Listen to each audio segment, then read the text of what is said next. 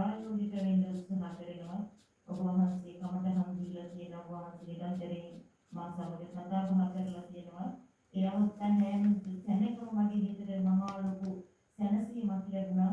අදටත් මම ඔබ වහන්සේ නිසා තමයි සැනසීමෙන් ජීවත් වෙන්නේ.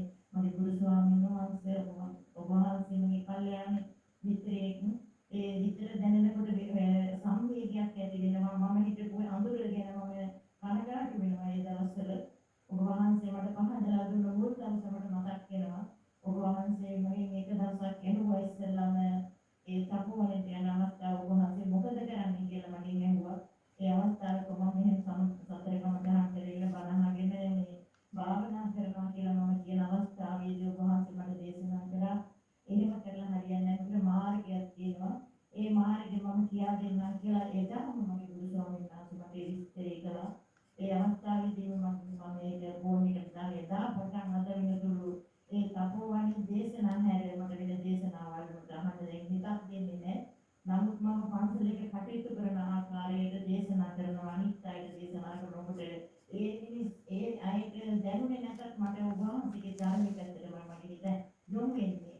දැන් මට අර කාලේ ඉන්න ධර්මාරාමිත් ඒවා කියන්නේ යනකොට අවසානයේ කියන්නේ ඔබ වහන්සේගේ දේශනාවමයි. එතෙන්ට ගියාම තේරෙන අය තේරෙන්න පුළුවන් තේරෙන අය ඉන්නවා.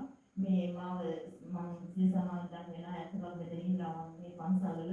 ඒගොල්ලන්ට මම කිව්වා මෙන්න මේ ධර්ම දේශනාව මොකද අහන්නේ.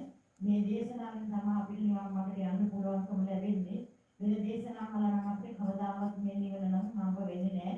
ඒ නිසා ඔයගොල්ලෝ මේ තපෝවණි අපේ ස්වාමීන් වහන්සේ ධර්ම දේශනාවම අහන්න.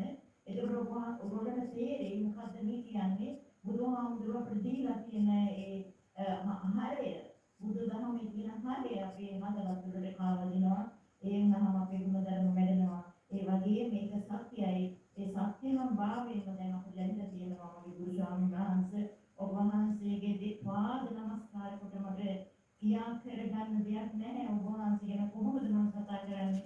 මට ඒ අවස්ථාවේ මාරේ සතුටක් තිබුණේ. අදටත් ඒ සතුට මගේ දවසින් දවස දියුණු වෙනවා. මම සතුටෙන් කාලය ගත කරනවා. මම රෝගී භාවයේ දැන් තිබුණාට මට ඒ රෝගී ගාමක් නැහැ. අපි ස්වාමීන් වහන්සේ මගේ හිත සතුටුයි. හැමෝම මම දැන් මගේ හිතේ කායික රෝග තිබ්බට සිතේ රෝගයක් නැති වෙනවා. ඒ නිසා ඒක මම දැන්